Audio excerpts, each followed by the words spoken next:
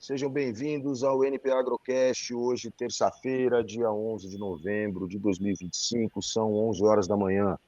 A gente vem aqui hoje falar novamente sobre clima e sempre que a gente fala sobre clima, a gente tem a companhia de Amanda Balbino, a meteorologista da Ampere Consultoria. Bom dia, Amanda, tudo bem? Bom dia, Fernando, tudo bem? Sim, bom dia para todo mundo que nos assiste. Muito bem. Hoje, infelizmente, o que nos traz aqui até numa frequência maior, né? A gente vinha falando, conversando, né, Amanda, a cada 15 dias mais ou menos, mas na semana passada você já tinha chamado a atenção para a possibilidade, né, dos tornados que afetaram o sul do país no fim da semana passada. De fato, os tornados vieram e vieram com uma força muito grande, né? Então, nós tivemos mortes no Paraná, nós tivemos, estamos aí com desabrigados, nós estamos com prejuízos econômicos, enfim. Então, foi realmente aquilo que a gente pode classificar como uma tragédia, né, Amanda? Exatamente, Fernando. Infelizmente, né, o que a gente tinha conversado na nosso último encontro aqui, já apontava esses sinais de tempo muito severo no sul do país, que se concretizaram e que trouxe aí prejuízos tanto econômicos quanto humanitários, né? Como você muito bem disse, mais de 2.000 pessoas aí desabrigadas, teve ocorrência de morte, e segundo até a Confederação Nacional dos Municípios, só no Paraná o prejuízo econômico já vem somando mais de 114 milhões de reais. Então, realmente foi uma tragédia. Nós tivemos 6 mortes confirmadas, né, em Rio Bonito do Iguaçu, no Paraná, que foi o município mais atingido. Para vocês terem uma ideia, eu moro aqui em São Paulo, na zona sul de São Paulo. A última grande ventania que deu aqui onde eu moro, que foram ventos ali de 80 quilômetros por hora, mais ou menos, as janelas aqui do meu apartamento, 2 janelas quebraram por causa disso, né? E aí nós tivemos em Rio Bonito do Iguaçu, estou falando aqui de ventos de 80 quilômetros por hora, né? Em Rio Uhum. Bonito do Iguaçu, nós tivemos ventos entre 331 e 419 quilômetros por hora. Quer dizer, é muita coisa. Exatamente. Esses múltiplos tornados, Amanda, é o pior surto, você fala aqui, né? O pior surto dos últimos anos que a gente teve, né? Exatamente, pior surto dos últimos anos. Eu acho que vale a pena ressaltar aqui também, Fernando, um pouquinho dos processos que levaram a toda essa condição e a formação do tornado. Claro. Isso porque também algumas mídias que eu vi por aí na internet acabaram trazendo a informação de forma errada, né? Até comentaram sobre furacão, e na verdade não foi isso que aconteceu.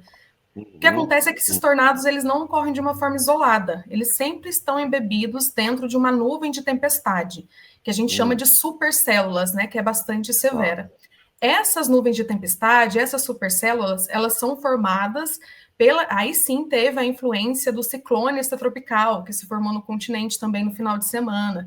Teve com ele Uhum. associado uma frente fria. Então, esse Uhum. conjunto ciclone extratropical e frente fria associada a ele foi o motor para gerar essas nuvens de tempestades, né, essas supercélulas, e a Uhum. partir delas nascer esses tornados.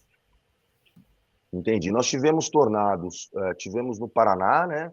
Tivemos Uhum, também em Santa Catarina, ali em Xanxerê e Faxinal dos Guedes, Paraná também, Guarapuava e Turvo, além de Rio Bonito do Iguaçu, não é isso? São os municípios exatamente. aqui que você elencou. Você nos conta que, segundo o levantamento da Confederação Nacional de Municípios, que é normalmente a entidade Uhum. que mensura, né, esses prejuízos todos, a gente teve prejuízos econômicos de 114,5 milhões apenas no Paraná. Quer dizer, então são desabrigados, são perdas materiais, moradias, redes elétricas, aquele conjunto que realmente nos preocupa muito. A gente sabe que essas reconstruções são sempre muito complicadas, né? Quer dizer, Sim. não é simples, enfim, é realmente uma tragédia. E, Amanda, a gente tem a possibilidade de ter novos problemas ainda na semana, é isso?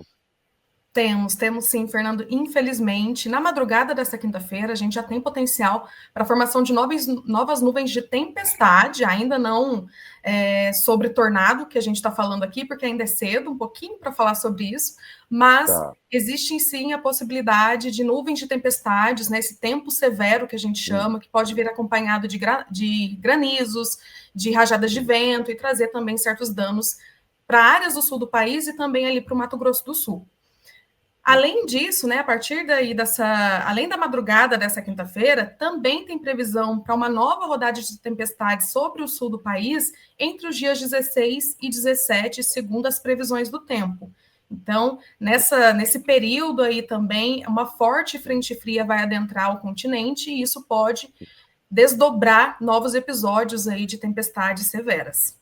E me diz uma coisa, Amanda, a gente falou muito de Laninha, né, nos últimos tempos. Isso aqui tem alguma coisa a ver com Laninha, não? Diretamente ainda não.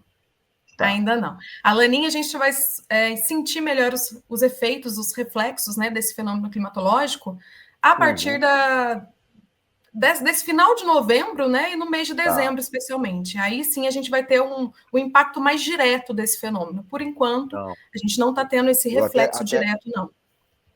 Até te perguntei, porque muita gente confunde, né? Ela fala, é ano de Laninha, e aí acontece uma coisa dessa, e o pessoal acha que tem a ver com Laninha. Então, foi uma pergunta proposital para você dizer que exatamente isso que você disse, que não tem a ver, não. Bom, para o nosso agro, claro que diante das perdas humanas e tudo mais tal, fica em segundo plano, mas nós tivemos muitos problemas também para produtores rurais do Rio Grande do Sul, de Santa Catarina, do Paraná, culturas como milho, soja, trigo, né, que está agora em fase de colheita, foram afetadas, frutas, hortaliças sempre são, né, diante de eventos como esse, as hortaliças elas são frágeis, elas sempre sofrem bastante. Sim. São ventos aqui também que derrubaram galpões, né, estufas, postes, tivemos granizo recentemente, enfim,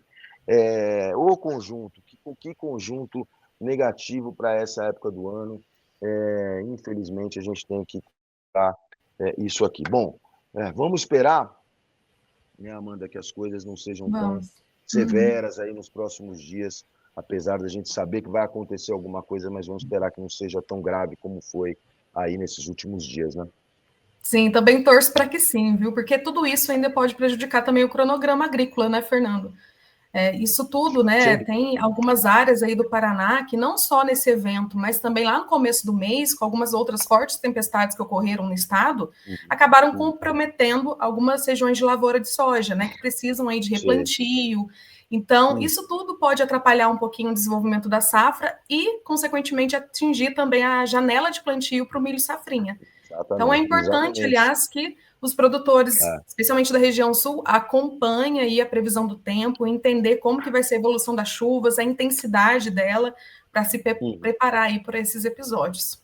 E veja como o clima é importante aqui para o nosso agro, né? A gente teve no Paraná esse ano, talvez o mais rápido início de plantio de soja no Paraná, né? Então, o plantio de soja no Paraná, inclusive, veio puxando, enquanto o Mato Grosso ainda estava com um probleminha ali, Paraná, logo de cara, o plantio começou muito bem, quer dizer, começou muito bem, mas aí enfrenta problemas em algumas regiões que a gente tem enfrentado. Bom, contamos muito com a Amanda Balbino para continuar acompanhando aí o que aconteceu. Na semana que vem a gente volta, né, Amanda, para ver o que aconteceu aí nisso que a gente está prevendo para os próximos dias. Exato. Enfim, te agradeço muito mais uma vez, a Balbino, a agrometeorologista da nossa parceira Ampere Consultoria. Muito obrigado, Amanda. Imagina, eu que agradeço, Fernando. Até mais, gente. Obrigado pela atenção. Até a próxima. Até mais.